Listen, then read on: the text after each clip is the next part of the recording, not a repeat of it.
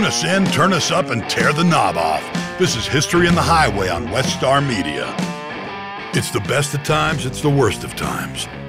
It's time to remember those people that have served under arms at Christmas.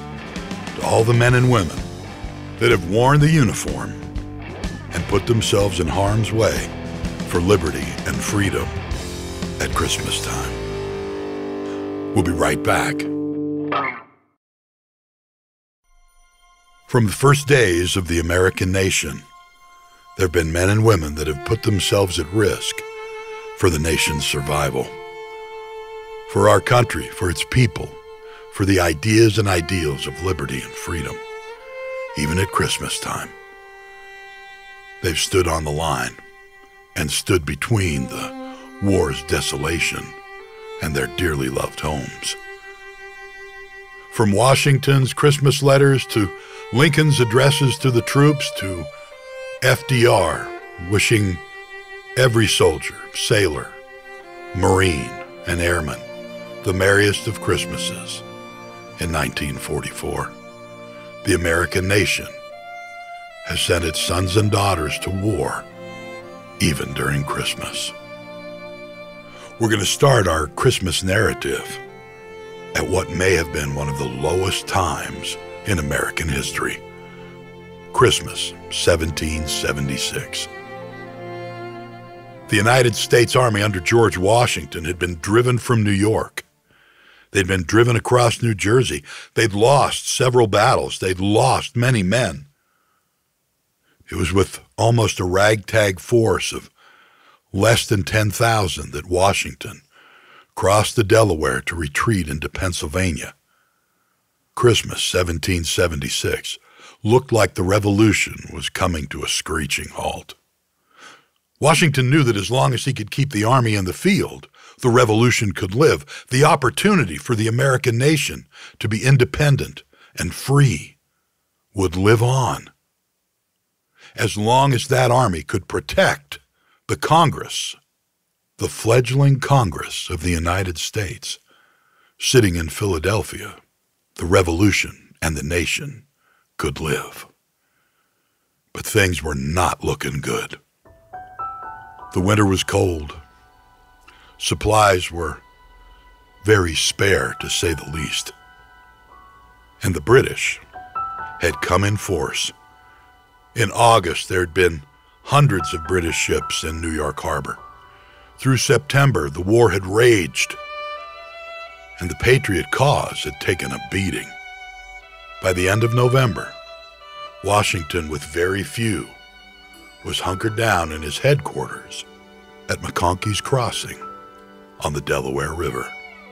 Opposing him were the British allies, the German mercenary troops called Hessians, holding Trenton and Princeton in New Jersey. Washington would take a desperate gamble to save the Revolution. The plan was this. On Christmas Day, really Christmas night, the Continental Army would cross the Delaware River and surround the Hessians at Trenton. Part of the army would move across further to the north, part would move across further to the south, but the main landing under Washington would be there at McConkey's Crossing on the Delaware. The hour came, and the snow flew furiously. You couldn't see across the Delaware. There were floes of ice moving down the river. Washington crossed with the first troops. His personal guard from Virginia, they were sharpshooters, and it was their responsibility to ensure that the landing went off successfully, that no one would dislodge the American army from its toehold in New Jersey. All that night, the men of Massachusetts ferried the army across the river. The boys to the north had a rough time, and only about half of them made it. The boys to the south, because of the weather, were completely unable to make it across the river. So with less than 8,000, Washington advanced on Trenton. As he moved forward, there was a group of militia not attached to the army but still resisting the British, that had already made an assault on Trenton. And when they fell back to the Continental lines, Washington was furious. He was frightened. It could be that these men attacking Trenton had alerted the Hessians, and now the element of surprise was gone. There's a fiction told that the Hessians had partied pretty hard Christmas Day and were sleeping it off and a little bit drunk. But that's not true. The Hessians were advised by their spies that something was afoot. No one had slept. Not Christmas Eve, not Christmas night. For the Hessians, it had been very restless. Each man maybe got 4 hours of sleep, trading off in shifts, watching the fortified town of Trenton. When Washington's troops arrived on the outskirts of Trenton, he sent General Nathanael Greene to surround and come from the rear of the city. General Greene sent back a runner as the weather got worse and said, "General Washington, our powder is wet. What shall we do?" To which Washington responded, "Fix bayonets, today we take Trenton." In the early morning hours, the Americans snuck into Trenton, completely surprising the forward guards of the Hessians and encircling the city before General Redessel, the commander of the Hessians, even had a chance to awake. But soon the Hessians put artillery in the streets and began to fight back. The fighting was furious, but very short. It wasn't long before Washington and the Continental Army had taken the city of Trenton. But the city hadn't come without loss. A number of American troops had given their lives that night for this amazing surprise attack that no one expected, that kept the revolution alive. One of the most seriously wounded was James Monroe. Future president, he'd been shot underneath the arm, and the artery that runs down his left arm had been clipped. If it were not for a doctor that had hitched a ride with Monroe's troops, the future president would have given his life that Christmas in 1776. But as it was, Washington and his men stood victorious on a surprise attack that had ripples throughout the war. Washington wished all his men a Merry Christmas. The American army would eat well from the Hessian supplies, but a number of American soldiers had been laid low and would never again celebrate Christmas with their families. They had made the ultimate sacrifice for liberty. It was the best of times. It was the worst of times. You know, just like back in the days of the Revolution, today when we celebrate Christmas, we give gifts to those people that we love, that we care about. And one of the best gifts you can give is the Quip electric toothbrush. I mean, it looks like a big ticket item, you know, technology and all, but Quip only costs $25. The Quip electric toothbrush is approved by the American Dental Association, and it's got thousands of verified 5-star reviews. This is a great gift. It uses ultrasonic vibrations to gently clean your teeth and gums. You're not beating your mouth up, and you get that fresh, tingly feeling and a bright, shiny smile. You know, that's why I love Quip. It's quick, it's easy, it makes brushing fun. And if you order Quip right now, you're going to get your first replacement bristles for free. So hey, go to getquip.com/HTH right now. That's GETQUIP.com/HTH. Get you some Quip, baby, and get it now. We're going to move forward in history now to Christmas 1944. It's World War II. The Allied armies have landed at the beaches in Normandy. They've swept across France. They're on the very doorstep of Germany. It looks like the war could be over by Christmas. But Hitler will use the German army in a last desperate gamble. All the tanks left to the German forces on the Western Front are assembled in the Ardennes forest. They're going to tear a 60-mile gap in the American and British lines. It seems that nothing can stand in their way. They just might make it all the way to the coast and force the Allies to negotiate a separate peace from their Soviet allies. Eisenhower doesn't have anyone to send, anyone other than the 101st Airborne Division, the Screamin Eagles. These guys have already made 2 combat drops during the European campaign, but there isn't time or weather to get them airborne. The 101st will load up in trucks and head to the great crossroads at Bastogne, a small village in southern Luxembourg. The 101st will gather to itself the shattered remnants of American units that had been overrun in the initial German onslaught. Together they would call themselves the Battling Bastards of Bastogne. As the battle raged, and early during the siege of the small town, the German commander of the armored forces would send to the American general, the highest-ranking officer in the city of Bastogne, General McAuliffe, a note saying, "You are surrounded. There's no way out. We would like you to negotiate terms of surrender." To which General McAuliffe replied, "Nuts."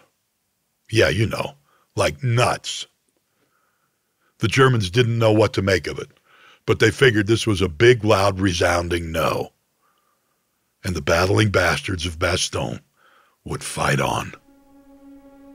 For 10 days, the small city would be besieged, surrounded, no hope, but the Battling Bastards fought on. The Screamin Eagles, paratroopers all, knew that their job was to jump in and be surrounded. But there was no help. The weather was terrible. It was snowing, raining, bitter cold. American air power couldn't even get off the ground. There would be no resupply. There would be no magic drop. Christmas Day dawned, and the snow still flew. General McAuliffe gave what he could for the troops, a little bit of Christmas cheer and encouragement. The morning of the 26th dawned bright and clear, and American aircraft were back in the skies. The lead tanks of the 4th Armored Division would make it into the city that evening. Bastogne would be relieved, and the Battle of the Bulge would turn against the Germans. To this day, not a man that was in the city declared that they needed to be relieved. They were happy to fight on. But it made for a better New Year when they were surrounded by their brothers in arms. It was the best of times. It was the worst of times. Now we're going to walk backward in time, back to Christmas 1914. Again, on the plains of Europe.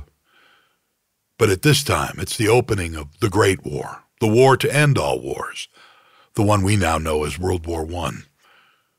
The Germans on the one side and the French and English on the other have had a race to the coast. They've dug trenches all the way to the English Channel and all the way to the Swiss frontier. It seems that the war is a stalemate. Only the bloody, desolate no-man's land existed between the two trench lines. And the fighting was furious. The losses were horrific on both sides. For the German troops, Christmas was generally celebrated on the 24th, Christmas Eve, and many of the German trenches were hung with holly wreaths and had Christmas trees and candles burning. And that night, many of the German troops began singing their Christmas carols, Stille Nacht, Silent Night. And as the sound drifted across that bloody, barren no-man's land, the English and the French troops would return the hymns in their native language. And so throughout the night it went on. These men, involved in desperate, bloody combat, in a horrific war that knew no mercy, would take time out for Christmas. Neither high command approved the truce, But the troops seemed to have, of one accord, decided this day isn't a day to fight and kill. Tentatively, many of the German troops would sneak out of their trench with their hands raised to offer gifts of tobacco and chocolate to their counterparts in the French and English army. Soon the French and English would come out, and they'd trade souvenirs, buttons from their uniforms, their hats and caps. They were laughing, joking, eating together, exchanging letters to friends on the other side, hoping they could be delivered by these, their enemies, with whom they were enjoying Christmas Day. Most of the soccer matches that happened that day were just kick-arounds and didn't even have a real ball, but there was one official game. It was scheduled for later in the afternoon, and the Germans won 2-1. But everyone that was there recalled that that day, all men, French, German, and English, remembered it was a day to celebrate peace on earth, goodwill toward one another, even in the middle of the most horrific war the world had yet known. It was the best of times. It was the worst of times. We'll be right back after we feed the bulldog. There was a poem written by a young Marine in 1986 to celebrate Christmas for those under arms. It's called Merry Christmas, My Friend. It's been published in many forms, many times. But today I'll share it with you. I'll share it with us, those of us who live in freedom because of the sacrifice of others. 'Twas the night before Christmas. He lived all alone in a one-bedroom house made of plaster and stone. I had come down the chimney with presents to give, and to see just who in this home did live. As I looked all about, a strange sight I did see. No tinsel, no presents, not even a tree. No stocking by the fire, just boots filled with sand.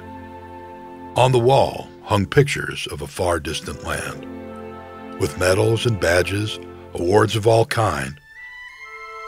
A sobering thought soon came to my mind, for this house was different, unlike any I'd seen. This was the home of a U.S. Marine. I'd heard stories about them. I had to see more, so I walked down the hall and pushed open the door. And there he lay sleeping, silent, alone, curled up on the floor in his one-bedroom home. He seemed so gentle, his face so serene, not how I pictured a U.S. Marine. Was this the hero of whom I just read, curled up in his poncho, a floor for his bed? His head was clean-shaven, his weathered face tan. I soon understood this was more than a man. For I realized the families that I saw that night owed their lives to these men who were willing to fight. Soon around the nation, children would play, and grown-ups would celebrate a bright Christmas day. They all enjoyed freedom, each month and all year, because of Marines like this one laying here. I couldn't help wonder how many lay alone on a cold Christmas Eve in a land far from home. Just the very thought brought a tear to my eye. I dropped to my knees and I started to cry. He must have awoken, for I heard a rough voice. "Santa, don't cry. This life is my choice. I fight for freedom. I don't ask for more. My life is my God, my country, my Corps." With that, he rolled over, drifted off into sleep. I couldn't control it. I continued to weep. I watched him for hours, so silent and still. I noticed he shivered from the cold night's chill, so I took off my jacket, the one made of red, and covered this Marine from his toes to his head.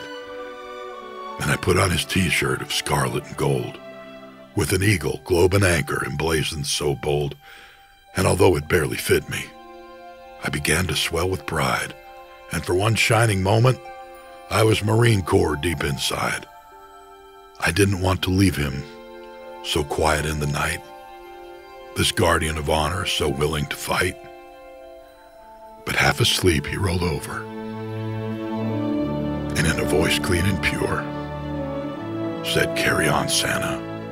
It's Christmas Day, all secure." One look at my watch and I knew he was right. Merry Christmas, my friend. Semper Fi, and good night. At this Christmas time, we want to wish the best to every veteran, everyone that's stood to, worn the uniform, been under arms, every man, every woman. Your sacrifice is not forgotten. Your willingness to sacrifice everything that we can live free is remembered with gratitude beyond words. And to the families of those whose moms and dads are far from home, may the warmth and light of this season fill your hearts, and know that many people pray for your loved ones, and for those who have lost mothers, fathers, sisters, brothers, daughters, sons. Know that you are always remembered in the hearts and the prayers of every faithful American. We'll see you next time on History in the Highway. If you like what you hear and you love what you see, check us out on our YouTube channel, History in the Highway. We'll see you further on down the road.